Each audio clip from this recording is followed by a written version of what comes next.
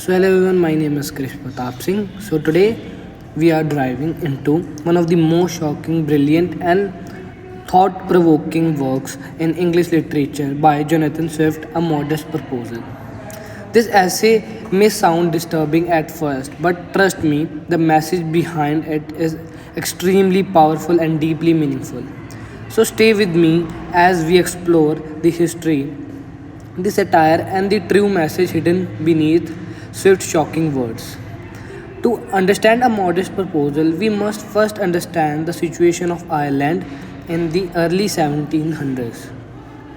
Ireland was facing severe poverty. Most Irish people were farmers, and many of them were suffering due to high taxes, unemployment, failed harvest, and explosion of wealthy English landlords.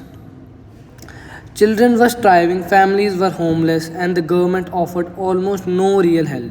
The rich looked down on the poor, and the poor had no voice. Jonathan Swift, who lived in the island at the time, saw all this suffering. He was angry, but instead of writing normal compliment, he decided to write something of far more powerful and unforgettable. And this brings us to the heart of the essay. Swift writes a proposal that sounds horrifying. He suggests that poor Irish parents should sell their babies as food to the wealthy classes. He described it calmly, logically, and even mathematically, as if he is giving a serious economic plan. He calculates how many babies should be available per year, how much they would cost, and how nutritious the meat would be, and how much profit parents could earn. Now, obviously, Swift never meant this literally. The entire proposal is satire, a form of writing that uses exaggeration and irony of attack problems in society. Swift is actually exposing the real heartlessness of the British government and the wealthy people who ignored Ireland's suffering. He is basically saying if you treat the poor like animals, then why not to take it final extreme? He uses this shocking idea to show readers how completely dehumanizing poverty and became. One of the most brilliant things about Swift's essay is the tone. He writes the entire proposal in a calm, polite, responsible voice as if he is giving a normal suggestion.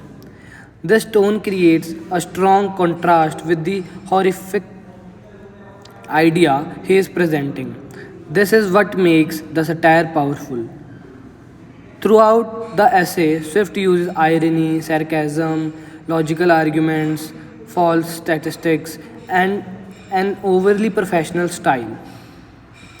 Swift may be joking in tone, but he is extremely serious in message.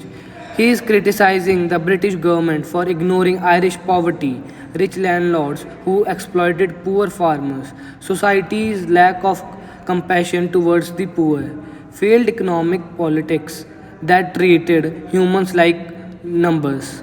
By pretending to treat children as a market product, Swift reveals how cruel actual policies already were. He even mocks other writers and politicians who gave solutions that were useless, unrealistic, or uncaring. Near the end of the essay, Swift drops the satire for a moment. He lists real solutions that society should consider, such as fair treatment for the poor, stopping exploitation, reducing debt, supporting logical business, teaching compassion, encouraging responsibility and unity. These are Swift's true suggestions, but he presents them so casually that many people almost miss them. This shows how blind society had become to real human solutions. Even though a modest proposal was written almost 300 years ago, its message still feels modern. Today, we still see inequality, poverty, and government failing to protect the weakest groups. Swift reminds us a society that ignores suffering becomes cruel, a society that treats people like numbers losing its humanity. In conclusion, I would like to conclude with this. I would like to say that A modest proposal is not about eating children at all. It is about waking society up. It is about showing how dangerous it is when the rich ignore the poor and when government lose their sense of responsibility.